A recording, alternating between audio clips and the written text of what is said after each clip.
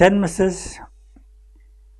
Район ойышуға 90 ел тулу уңайыннан хәбәрләр укый, тыңлый, карый башлагач, шушы җирлектә туган һәм яшәгәнлегем белән горурланып, туган авылым югары өстәле һәм түбән өстәл турында истә калган кайбер истәлекләремә сезгә җиткерү теләге уянды. Минем туган авылым югары өстәле бик матур урында, һәр урамының озынлыгы 2 километрдан артык 3 урамнан тора. Урамларны киң һәм бик туры линейка белән тигезләп сызылган кебек. Халкы, авылдашларым бик уңган, хезмәт сөйшән, дустана, бер-берсенә бик тә ярдәмчелләр. Авылыбызда күмәк хуҗалык оешкач, аңа мелиорация исеме бирелә. Чөнки анда каналлар белән су китереп, сугарып, күксагыз дигән сумалы үсемлек үстерәләр. Мин үзем колхоз эшенә 1948 елдан катнаша башладым. 1952 елдан башлап даими эшләдем. Шул чорларда колхоз җитәкчеләре булып эшләгән хөрмәтле кешеләребезнең исемнәрен һәм авылга киткән яңалыкларын әйтеп узасым килә. Музаффаров Мәгариф 1952 елда килеп 55 елга кадәр эшләде. Ул тымытык мөтәйсеннән килде. Ярым хәрби киемдә бик хәрәкәтчән булуы белән истә калган. Үзе эшләгән чорда колхозда пилорама төзеп, токта яру цехы ясады, электр юк, мазутка шытырган двигатель иде. Колхозчылар коралты кура, ихата төзү өчен токта ярга чират торалар иде. Пилорамны төзәтеп эшләүче Миргасин Фазлыев үз эшен бик тырышып, намус белән башкарды. Бу чорның икенче уңайлыгын тудырган җитәкче акылгасы аркылы паром булдырды. Халыкка урманга йөрү һәм башка эшләр өчен уңайлыклар туды. Бу чорда Ак елгасы аркылы күпер бары тик Туймазы станциясында бар иде. Югары һәм түбән өстәле кешеләре урманны Башкортстанның Бухара, Мустафа, Кыршай, Юрбин урманнарыннан ташыйлар иде. 55-57 еллар дәвамында колхозга икенче җитәкче итеп Илалов Зиятдин дигән иптәш билгеләнде. Ул чыгышы белән Мөслим районыннан дип әйтүләре хәтердә калган. Бик тәртипле, игътибарлы җитәкче иде. Колхозларга мөгамәләсе бер тигез. Хезмәтләренә хөрмәт белән карый иде. Ул вакытта авылларда электр юк. Авылны электрлаштыру буенча күп эшләр эшләде. Электр баганаларын якын тирәдәге урманнарда юк. Аны Чаллы ягыннан Нарат урманнарыннан кисеп, кайтаруны оештырып, аны шундагы авылларга чыгарып, штабелгә идертеп, авылга электр кертү өчен башта шушы эштән башлады. Ул эшләгән чорда авылга электр кертү буенча күп эшләр башкарып, аны төгәлләгәнче аны алып киттеләр. Аннан авылда Сәмигуллин Миннулла үзебезнең авыл кеше сайларып, ул электрны кертүне авылда төгәлләде. Ул 1964 елга кадәр эшләде. 64 елдан колхоз җитәкчесе итеп Абдрахманов Зәкиулла сайланды. Аңа кадәр вакыт исемендәге совхозның баш агрономы булып эшләгән. Кыска гына әйтеп әйткәндә, тыңгысыз, таләпчән, төгәл һәм кырыс гадел җитәкче иде. Ул эшләгәндә колхозда төзелеш эшләре кузгалды. Дуңгыз фермасында ана дуңгызлыклар торагы салынды. Савым сыерлар өчен 200 башлык савым сыер торагы төзелде. Авыл уртасына мәдәният йорты төзелде. Ул проект буенча районда 3 мәдәният йорты төзелде. Берсе Сарлы авылында, берсе Аздакай район үзәгендә. Сарлыда Советлар Союзы хезмәт герое Хази Әхмәтов Вагыз эшлидер, планга кертү. Абдрахмановка бик җиңел булмагандыр ул чорда. Чөнки ул чорда төзелешләр бик киң җәелмәгән иде. Бигрәк тә төзелеш оешмалары да юк иде. Анда колхозларга төзелеш оешмасы төзелеп, яшь коллектив иде. Ул җитәкчелек иткәндә колхозда 14 гектар мәйданда алма бакчасы булдырылып, төрле сортлы алма ağaçлары тотылды. Яшелчәлек бригадасы оештырылды. Яшелчәлек бригадир итеп Сираев Муракша belgilendi. Ул bu һөнәр буенча Тәтештә белем алып кайткан иде. Колхоз аннан соң инде Мичурин исемендәге колхоз булып йөри башлады, исем алышында.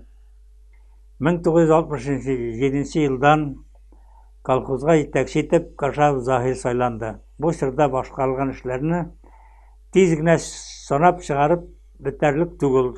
Чөнки бу чорда төрле бик киң җәелде. Әгәр дә инде бу эшләрне алып барганда санап киткән иптәшләрнең барысы да телгә алынмаса яки исемлеккә кермәгән булса, үпкәләмәссез, чөнки анда бик күпләр. Төзелеш буенча 1970 елдан урта мәктәп, аның төзүче Ишма Самуй 29, аның җитәкчеләре Тульников һәм Баженко булдылар.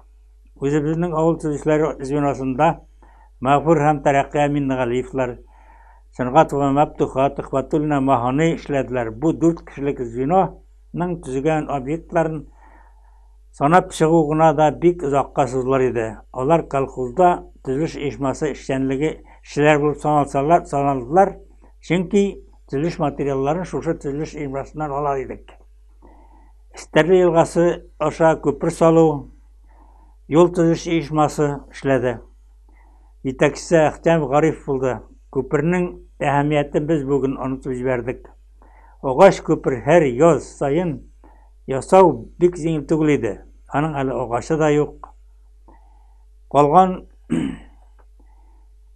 торак социаль объектларын санап вакытыгызны алмыйм. Югары түбән өстәле авылларның ничек төзек, матур икәнлеген районда гына түгел, республикада да бик яхшы беләләр дип уйлыйм. Алда әйтелгән барлык эшләрне башкару өчен, финанс байлыгын туплау өчен, аны дөрес учет булдыру өчен югары һәм түбән өстәле халкы бик күп эшләр эшләделәр.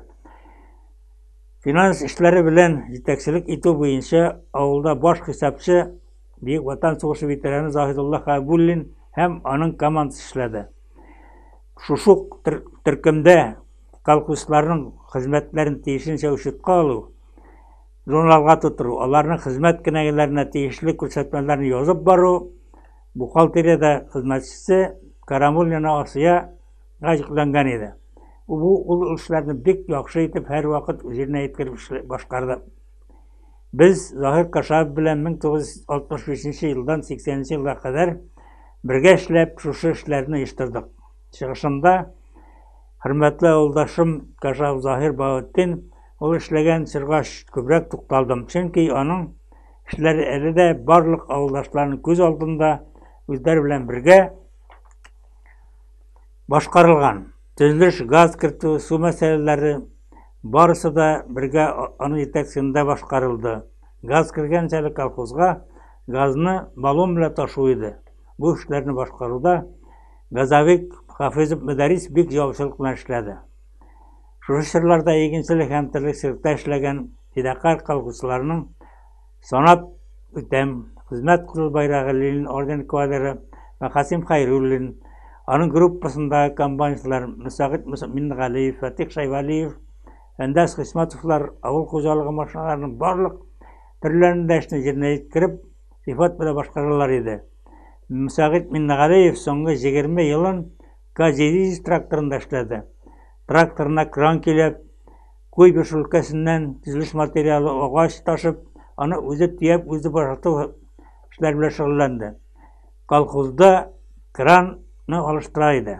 Өлкән механизатор трактористларыбыз Ленин орден кавалеры Закир Хайретдинов, Октябрь революция ордена кавалер Мирза Нургалиев, хезмәт кылу байрагы орден кавалеры Миннегәрәй Гәрәев, алардан соң килгән Алмаш Рәхимҗан Гыйльфанов,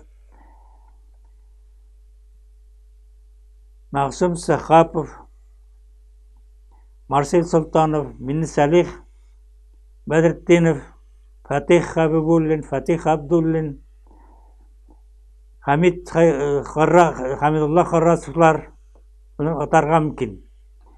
Алардан да соң булган группа, аерылмас группа дип атыйлар игълзаларны.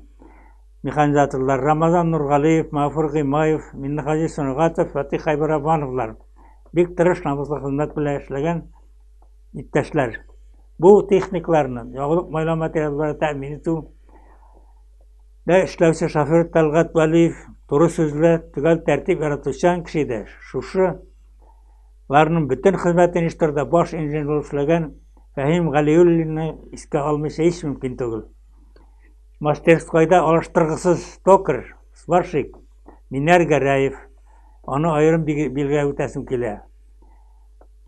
Без яшьләр ул чорда тракторга права алу өчен укуны һәм мотоциклга права алу өчен укуны шушы мастерскойда укыдык.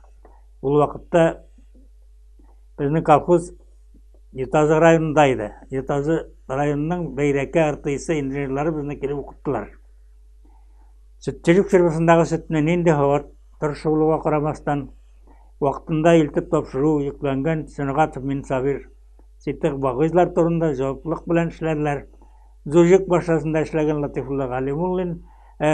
Латифуллин Галимулла бөтен авылга төзеш материаллары ташуда игелекле кеше булды. Совет чорында терлекчелек елдан-ел камилләшә барып, төрле зур терлекчелек комплекслар төзелгәндә, безнең Мишурин исемендәге колхозда шушы эш белән бер адымда атлады.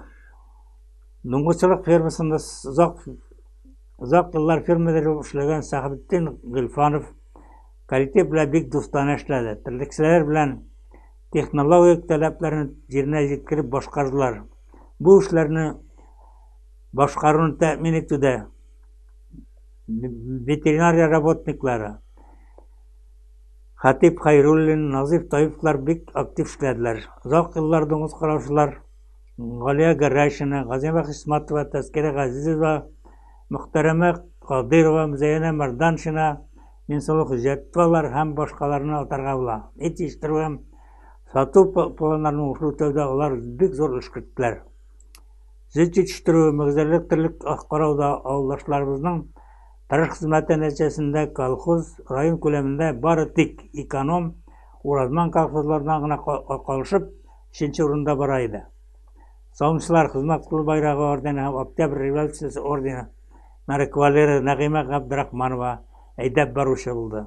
Саумчылар Минзәнә Мингалиева, Фахира Вәлиева, Тәслия Газизова, Рәзинә Арсланова, Зания Гыймаева һәм бу чорда бик күпләр иң күп сөт саучылар булдылар. Ул чорда бер сыердан 100 килограмм сөт сауып алу бик зур күрсәткеч иде.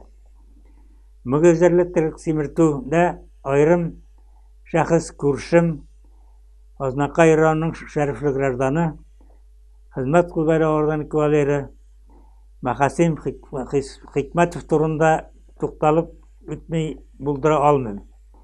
Без күршеләр булып яшәдек. Ул миннән 2 яшькә кече. 1959-60 елларда бергә ат карадык. Бригадаларны берләштереп, атларны алгач без эшсез калдык. Ул үгезләр карарга китте. Миңа 25 айлык сөттән чыккан заула бирделәр. Шуннан бирле 1963 елдан 2006 елга кадәр ул шушы хезмәттә эшләде. Башта 15 елдан артык механизация булмаган чорда синаж, салам, печән алып кайту, фураж китерү барысы да кул кеше белән иде. Әле аннан соң терлекләрне шатканнан соң аларның тезисләрен җыештырып, чыгарып түгү дә аның өстендә. Ул иртән сәгать 3тән кичке 8гә кадәр бер нинди ялсыз, намуслы хезмәт куйды. Ялга да китми иде. Малларым кеше кулына калдырсам ябагалар дип. Менә шундый хезмәт кешесе аның бары эштә мактаудан башка сүз ишеткәне булмагандыр. Халыкны яшәү көнкүреш мәсьәләләрен хәл итүдә авыл советы җитәкчеләре тырышып эшләделәр. Миңгали Фәтих, Хәвелин Кәлимуллалар алыш-тилеш 73 елга кадәр эшләсәләр, алардан соң иң озак эшләгән авыл советы рәисләре Минсагир Хәйбуллин, Ибраһим Таһирлар булдылар. Авылыбызда урта мәктәп булып, аның директорлары Латипов, Нифтахов, Гыйлфанов, Асылгәрәев, укытучылар Зифа Җәмилева, Җәүһәрия Марданшина, Кайдар Галимов, Сәвия Мифтахова, Гайша Латипова, Төхфәтуллина, Зифа Сайфетдинова, Тайпова һәм башка бик күп кешеләрне атарга була. Бетпонкет мөдире Таһира Сайфуллина, Алиуллина, Бик Ватан сугышы ветераны бүтән гомерен авылдашларының хезмәтләрен кайгыртып, сәламәтлекләрен кайгыртып, барлык шәхес өчен кайгырып, авылдашлар өчен аның исеме мәңгеләштерү безнең берәр гамәл тапсак бигрәк яхшы булыр иде. Мәсәлән, авыл медпунктына аның исемен биреп, аның бер почмагында тарихи почмак булдырсак, бу бик күркәм әйбер килеп чыгар иде. Югарыда исемләре әйтелгән авылдашларым районыбызның үсешенә зур өлеш керткән кешеләр буларак, бу зур юбилей алдыннан аларның хезмәтләрен искә алып, аларга эфиргә чыгару белән куанып, мин үзебезнең районыбыз, авылыбыз халкына бик зур уңышлар телим. Безнең бит гадәт шундыйрак. Без гадел, тыныч, матур эшләгән кешеләрне сөйләргә бик игътибар җитми. Менә алар безнең бит тарихны язучылар. Шуңа күрә безнең андый гадел, гади, тырыш хезмәтчәннәребез бер вакытта да онытылмаслар. Игътибарыгызга рәхмәт. Районыбызның барлык җитәкчеләренә социаль мәсьәләләрдә, җитештерү тармагында, власть органында эшләүләренә барысына да сәламәтлек һәм уңышлар телим.